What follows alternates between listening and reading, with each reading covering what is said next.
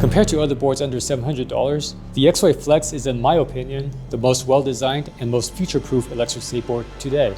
Most e-skate manufacturers have a good understanding of electronics, but very few have founders who have an in-depth understanding of longboards and use their own products the way that their most hardcore customers use their products. From using the Exway Flex, it's very obvious that the designers of this board understand what makes a good deck, what makes a good truck, bushings, washers. They understand that brakes should feel strong and predictable, like in a car. I mention this stuff because I try a lot of boards, and oftentimes I feel like the designer of a board either doesn't really skate, or they only test their boards in a straight line in a big open area with no obstacles. And that's not the case with Exway. From using this board, I feel like Exway really knows what they're doing. And because the firmware on this board can be updated, that opens up possibilities for future improvements. In the past, Exway has improved the brakes and battery performance on their boards through various firmware updates. They'll likely make similar improvements on this one. If you're deciding between the Exway Flex and a boosted board, I think you just gotta look at the price.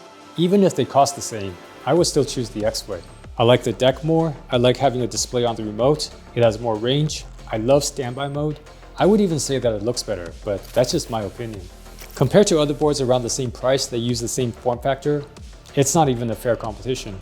I'm very curious to see what the other brands are gonna do. They might just have to lower their prices or boost their marketing to compete. I don't really know. Or maybe they don't have to do anything because Exway's marketing is almost non-existent.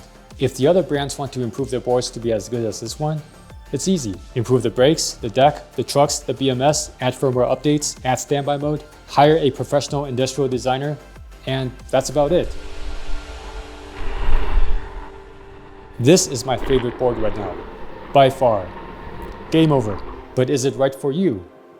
Maybe, maybe not. I think it mostly depends on if this form factor is right for you. If you need an all-terrain board or a mini board, then of course this is probably not for you. But if this is the form factor you're looking for and $700 is within your budget, I think this is the best option right now. Look in the video description if you want to know how to get this board.